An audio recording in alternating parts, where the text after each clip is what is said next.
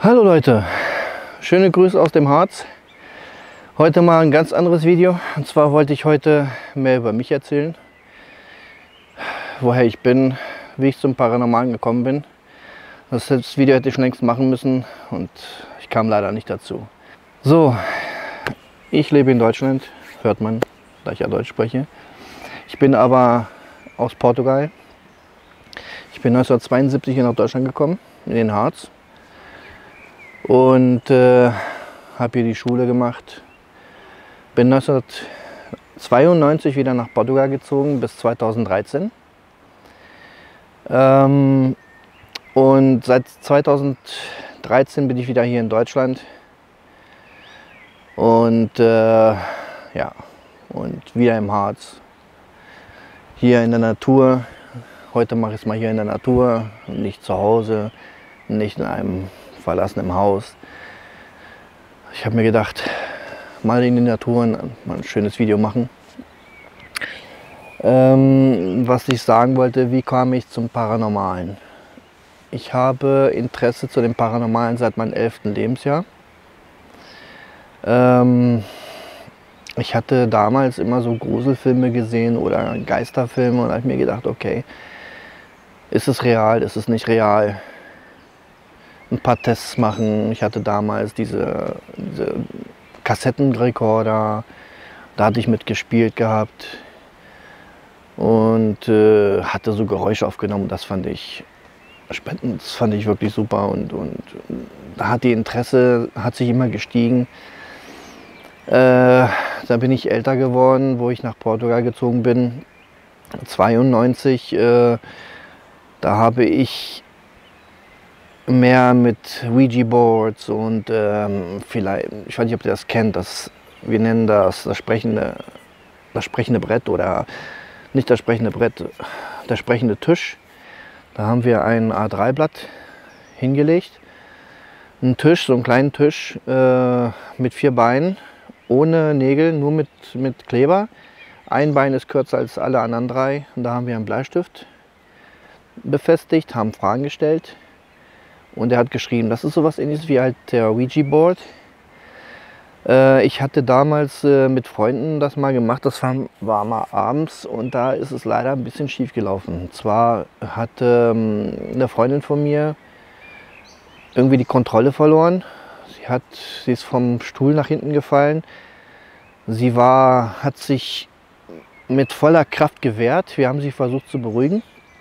Ich schätze mal, ich weiß nicht, ob irgendwie sie besessen war, aber wir haben wirklich über 20 Minuten versucht, sie zu beruhigen. Nach und nach hat sich das gestillt und zum Glück ist alles normal geblieben bei ihr. Dann habe ich gesagt, erstmal Ouija Boards und Tische und alles Mögliche, was mit Zahlen und Nummern zu tun hat, weg. Und seitdem keine Ouija Boards, nichts mehr. Ich habe dann 92 bis 2002 vielleicht nichts mehr mit Paranormalen zu tun gehabt. Dann habe ich eine Freundin von mir kennengelernt, die hat sich auch dafür interessiert. Und da haben wir unser erstes Team aufgebaut. Das hieß damals PPI, das ist Portuguese Paranormal Investigators. Und da haben wir Privataufträge gehabt. Wir haben selber geforscht, so wie ich es momentan mache, mit verlassenen Stellen, verlassene Häuser. Da hatten wir Orbs mal aufgenommen gehabt und das war schon Wow, super. Dann hatte ich ein Problem mit meinem Neffen gehabt. Und zwar hat mein Vater gesagt, er würde mal abends sprechen. Und da habe ich mir einen Digitalrekorder gekauft, mein erster Digitalrekorder von Philips. Das habe ich dann abends, wo er geschlafen hat, da habe ich das neben sein Bett gelegt. Und da habe ich das Gespräch mit aufgenommen. Das habe ich mir auch angehört. Und da habe ich wirklich meine ersten EVPs gehabt. Und zwar hat mein Neffe im Schlaf geredet, aber ich habe eine ältere Stimme gehört, die mit ihm automatisch gesprochen hat. Ich kann es euch mal kurz auch mal einblenden. Ein bisschen, damit ihr euch das auch mal anhört. Man hört, ihr werdet es wahrscheinlich verstehen, das ist Portugiesisch. Aber zum Beispiel, er fragt, bezahlst du es? Und dann hört man so im Hintergrund eine ältere Stimme, die sagt halt, ich bezahle dir das.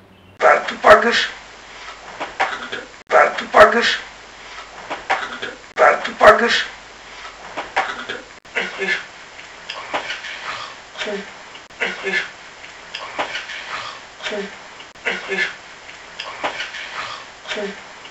Und das fand ich wirklich, das war mein wirklich erstes EVP.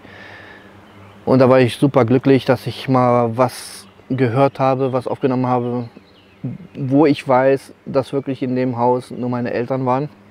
Und die haben zu der Zeit geschlafen und mein Neffe im Nebenzimmer. Und kein anderer war mehr in dem Haus. Und das ist schon komisch, dass halt diese ältere Stimme halt mit aufgenommen wurde. In den Privataufträgen, ja, da hatten wir nicht so viel gefunden. Der K2 hat ausgeschlagen, aber zu der Zeit hatten wir auch nicht sehr viel Equipment. Wir hatten eine Videokamera, wir hatten K2, wir hatten einen Digitalrekorder und einen Fotoapparat. Also viel hatten wir auch nicht gehabt zu der Zeit. Das ist doch schon so lange her. Dann bin ich nach Deutschland gezogen. Da habe ich von 2013 bis 2015, Ende 2015 habe ich in einer Wohnung gewohnt. Da hatte ich nichts gehabt. Dann sind wir umgezogen. Da ist meine zweite Tochter geboren und ich habe, seitdem sie geboren ist, hatte ich immer so eine Überwachungskamera im Zimmer aufgebaut. Und da ich in meinem Studio war, da hatte ich 2 Monitore. Eins mit der Kamera, eins, wo ich halt dran gearbeitet habe. Und da habe ich wirklich was ganz Komisches aufgenommen. So als ob jemand vor der Kamera winkt, immer hin und her. Dann hat man das Bett, also zwischen den beiden Betten, sieht man, wie so eine weiße Gestalt immer hoch und runter kommt. Das blende ich euch auch nochmal ein. Und da hat es mich geschlagen, da habe ich gesagt, ich muss wieder mit dem Paranormalen anfangen. Da habe ich mir Equipment gekauft, ein bisschen mehr als ich früher hatte. Spiritbox 2K2, ich habe 3 Kameras, ich habe ein Fotoapparat, ich habe wirklich volles Equipment gekauft. Und da habe ich mir gedacht, okay, dann mache ich wieder ein neues Team. Und da habe ich das Alpha Paranormal gegründet. Habe momentan 3 Freunde, die mitmachen. Die Michelle, den Nicola, den habt ihr auch schon gesehen in den vorigen Videos. Ich bin froh, dass jemand mit mir überhaupt was macht, weil hier in Deutschland ist das Paranormale wirklich, ich finde das von mir aus gesehen sehr tabu. Wenn ich jetzt zum Beispiel sagen würde, okay, ich würde gerne zum Hotel und würde es gerne mal unter die Lupe nehmen, dann sagen die, du bist verrückt. Hier gibt es keine Geister, Geister gibt es nicht. Das ist, was ich in Amerika und England super finde. Die sind offener, genauso wie in Portugal. Man kann mit den Leuten über das Paranormale sprechen und die verstehen auch einen. Hier in Deutschland ist es wirklich sehr, sehr schwierig. Ja, wie gesagt, da haben wir jetzt ein paar Lost Places, habt ihr gesehen. Viele habe ich keine paranormale Forschung gemacht. Ich verspreche euch aber, dass die nächsten Videos mehr wirklich mit der paranormalen Forschung zu tun hat. Ich habe auch mit den letzten auch schon angefangen, mit dem Sanatorium. Da hatten wir wirklich super EVPs gehabt. Wir hatten im zweiten Teil hatten wir ein Geräusch hinter uns. Mein Handy ist von selber angegangen, die Taschenlampe. Aber mehr EVPs. Also EVPs war super. Also das Sanatorium, das war eins der Top verlassene Häuser, wo wir in der letzten Zeit waren. Ja, und wie gesagt, viel gibt es nicht mehr von mir zu erzählen. Ich habe früher, bevor ich Video gemacht habe, ich habe Fotografie gemacht. Ich habe mehr Makrofotografie gemacht. Nichts, was mit dem Paranormalen zu tun hat. Aber jetzt bin ich wieder so in das Paranormale, sagen wir mal, verliebt, dass ich jetzt damit nicht mehr aufhören kann. Ich habe den nächsten Platz, wo ich gehen will, das hatte ich ja schon gesagt, das wird ein Gefängnis oder ein altes Polizeistation sein. Ich weiß es noch nicht. Ich war noch nicht da, aber ich werde da eine kleine Tour machen. Man wird mir zeigen, wo ich lang gehen kann, weil das zerfällt schon so langsam. Und da werde ich auch erstmal am Tag über das erstmal filmen. Und dann werde ich da nochmal mit meinem Team nochmal abends hingehen und ein paar Stunden verbringen. Ja, viel gibt es nicht mehr zu erzählen. Ich hoffe, ihr folgt mir, ihr abonniert, das wäre echt super für mich und für mein Team. Wir wollen andere Teams kennenlernen. Falls andere Teams draußen sind, die mit uns mal was machen wollen, wir sind offen dazu. Oder jemand, der mal mitkommen will. Kein Problem, einfach nur mal anschreiben. Ihr findet mich im Instagram, auch unter Alpha Paranormal. Ich möchte noch ein Dankeschön für Access Paranormal aussprechen. Die haben einen Podcast mit mir gemacht. Es hat echt super Spaß gemacht. Wir werden das wahrscheinlich noch mal in 6 Wochen oder 7 Wochen noch mal wiederholen. Und sobald der letzte Podcast online ist bei denen, dann werde ich das auch linken und ihr könnt euch das mal anhören. Also es war wirklich super, Leute. Wir haben gelacht, wir haben uns unterhalten, logisch auf Englisch. Aber schaut euch die mal an, Access Paranormal. Ich lasse euch das Link unten in der Beschreibung. Hört euch das an, die machen Interviews mit verschiedenen Paranormal Teams in Amerika, England, überall auf der Welt.